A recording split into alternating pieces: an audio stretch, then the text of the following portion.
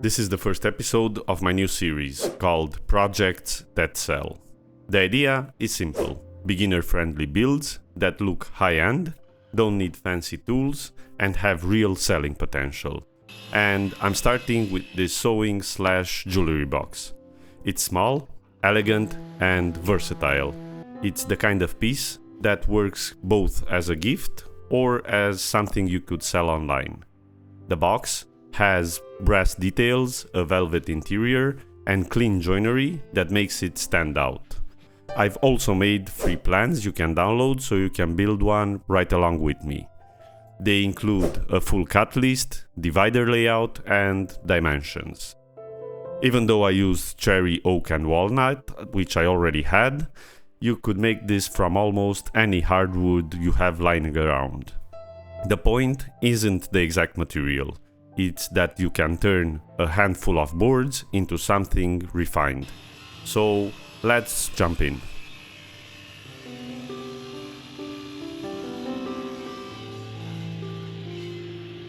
Now, you may not have cherry or walnut sitting around your shop, and that's perfectly fine. This box works with almost any hardwood. The design is simple enough that you can adapt it to what you've got on your hands. What really matters are the proportions, the clean joinery, and those little details like the brass and velvet. Those are what makes this feel a refined piece, even if the wood itself is common. For me, the cherry was free and the oak and walnut were leftovers. That means I can't give you a fair price estimate for selling this exact box. But you can calculate it based on your own lumber cost or on your hourly shop rate. That's one of the big things I'll keep repeating in this series. Price depends on your own situation. So let's get into the build, and we're gonna be starting with milling the boards.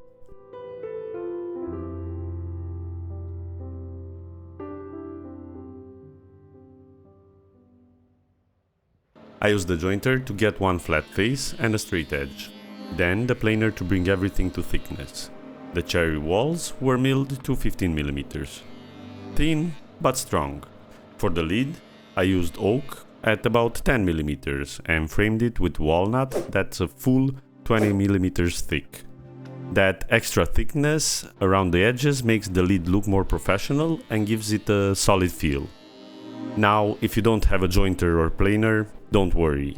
You can buy lumber that's already surfaced, either S3S or S4S, which is planed and squared at the yard. It costs a little more, but it saves you the need for $2,000–3,000 worth of machinery. In my case, I had rough lumber on hand, and since I'm always sprinting to finish the projects for YouTube, I just worked with what I had. Once everything was prepped, I ripped the boards to width at the table saw.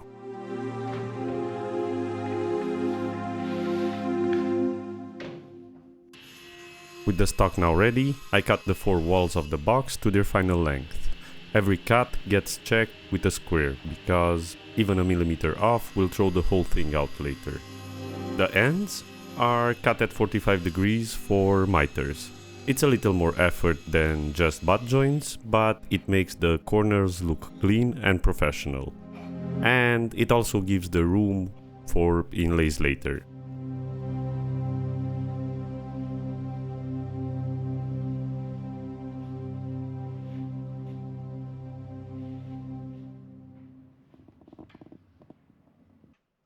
Now it's time for the grooves. The grooves for the bottom panel run full width across the walls, so I cut those at the table saw. My blade was only 3 mm thick, but I needed about 10, so I marked where the grooves would start, made the first cut, then shifted the fence in 2 mm steps, pass after pass, until the slot was wide enough. At around 9 mm, I tried the test fit, and then snuck up on the final width with tiny adjustments until the panel slid in with just a touch of looseness. The play is intentional because once the velvet was wrapped around the panel, the fit tightens right back up.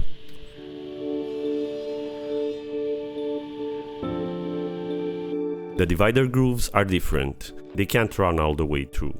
or they'd show on the outside and cut into the bottom. For those, I had to switch to the router with a 10mm bit. I marked the divider position, measured the distance from the line to the edge of the router base, and clamped a straight piece of scrap at that offset, checking it with a square. Then, I clamped the two opposite walls together with the bottom grooves mirrored. This way, I could run the router from groove to groove and guaranteed both divider slots lined up exactly in the same place. It looks like a jig, but it's really just simple math and careful clamping.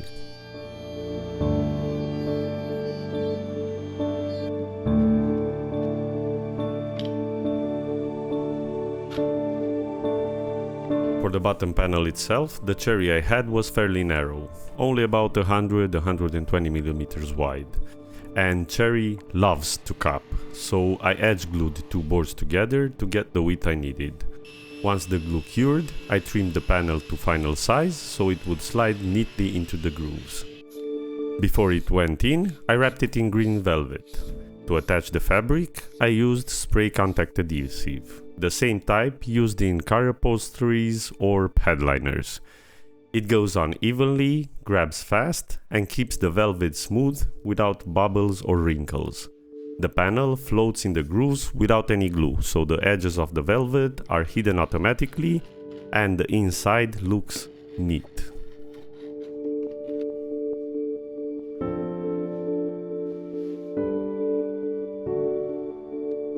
On the face panel, I wanted a small detail, a brass inlay. It's only a strip, but it makes a huge difference in how the box feels. I cut the slot on my smaller construction saw because its thinner blade matched the brass I had. That stock was round bar, and honestly it made life a lot harder. With round bar, you end up sanding half of it away just to get it flush. It works, but it takes forever. If you're doing this, do yourself a favor and buy flat brass bar. With flat stock, you cut a groove, tap it in, and sand it lightly flush. It's 100 times easier and the result looks exactly the same. Since I didn't have flat stock on hand, I went with round. I fixed it in place with CA glue, which holds well, but there's a catch. If you sand too aggressively, the brass heats up, the glue softens, and the inlay pops right out. It happened to me more than once on this build. The trick is to sand slowly, keep the piece moving, and never let the brass get hot. The drum sander saved me a lot of time here, but it's an expensive tool. The truth is, you can do the same job with a simple orbital sander. It just takes longer. That's something I'll keep repeating in this series. Nice tools save time, but you don't need them to get the same quality. After a lot of patient sanding, the brass sat flush and polished against the cherry. Between the velvet bottom and the brass accent, the box finally looked like something you'd actually want to sell or give it as a gift.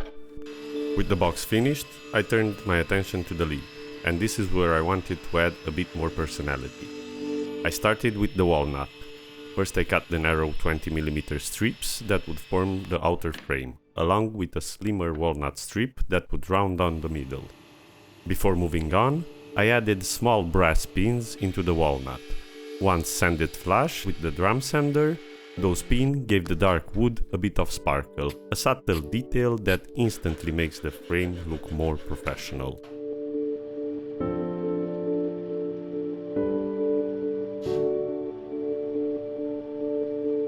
Next came the center panel. I glued up two oak boards, each about 85mm wide, with that slim walnut strip between them. To push the design a step further, I inlaid a brass bar along one of the seams where the oak met the walnut. It's a small line, but the way it reflects the light makes the whole panel feel more refined. Once the center was together, I brought it all into frame. The thicker 20mm walnut strips were cut with miters on the corners and glued around the oak panel like a picture frame. The extra thickness of the frame gives the lid more presence. It feels substantial instead of flimsy. After everything was glued, I ran the whole lid through the drum sander, bringing the brass, oak and walnut flush with each other. You could do the same with an orbital sander, it would just take a little bit more time. But either way, the result is the same. A clean, flat surface where all the materials meet perfectly. Finally, I sealed both the lid and the box with a coat of hardwood oil. This wasn't the final finish. I knew I still had more sanding and the inlays to add later, but it was a temporary coat, just to keep the wood from twisting or cupping overnight. I learned this while I was working on big tables. If you leave fresh glue-ups bare, you can wake up to warped surfaces. On a small box, the risk is smaller, but the principle is the same. This quick coat buys stability and peace of mind. By the end of the first day, the lid was already looking polished, oaked, walnut and brass coming together in a way that made the box feel like something much more than just a weekend project.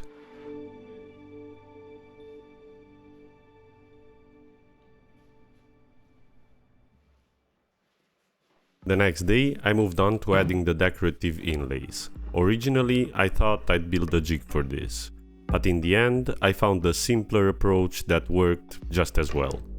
I clamped the box panels at a 45-degree angle in my vise.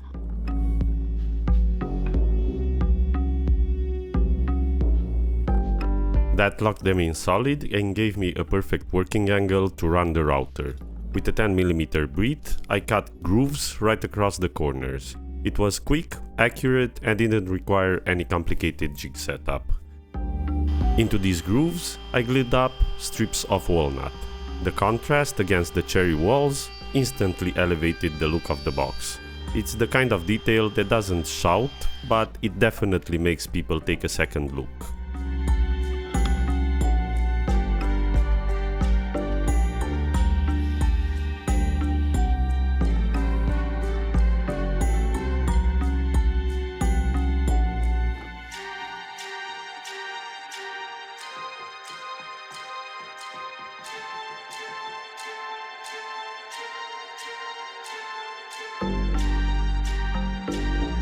Once the glue cured, I cut the inlays back with a Japanese saw, and then sanded the corners smooth. Here's a little tip. It's better to leave the inlays just slightly proud instead of trying to cut them perfectly flush. If your saw slips and scratches the panel, especially on the front where there's brass, you'll create way more sanding work for yourself. The inlay itself sands down quickly because it's such a small surface. The surrounding panel is much harder and slower to level out. By taking it slow and sanding the inlays flush, the corners came together cleanly. With the cherry, walnut and brass already in the mix, these inlays tied everything together and gave the box a really polished finish. The next step was cutting the dividers for the inside of the box. Even though I had plans drawn up, I waited until this stage to cut them. Wood has a way of moving, it shifts and expands ever so slightly, so the only way to get them right is to measure directly off the finished box. I also made the dividers just a touch loose on purpose. That way, they can be pulled out or rearranged if needed. For me, the idea was simple. If my wife wants more open space on one side, she can just lift one out. It's a small detail, but it makes the box more practical and more flexible. And honestly, it's the kind of choice that turns a nice looking project into something that's actually useful day to day. I moved on to the final sanding of the box, then reapplied a coat of hardwood oil to bring the color and grain back to life. Once that cured, it was time to fit the hinges. I cut a shallow 3mm groove along the back edge so the hinges would sit flush and the lid wouldn't stand proud. Then, it was just a matter of lining everything up and driving in the small screws carefully so nothing would split. Nothing complicated here, it's just simple hardware done cleanly, and with that the box was fully functional. And that's the box, finished and ready to use. My wife has already filled it with her threads and sewing supplies, and honestly, it works just as well as a jewelry box if that's what you need it for. If you'd like to build one yourself, I've put together 3 plans. You'll find the link down in the description. This is the very first episode of my Projects That Sell series, where I'll be sharing simple, beginner-friendly builds with real selling potential. If you enjoyed this project, hit the like button and subscribe so you don't miss the next one. And just so you know what's coming, the next project in the series will be a matching nightstand set. I'll add a card at the end of the video once it's live, so you can keep watching right away. Thanks for watching, and I'll see you in the next build.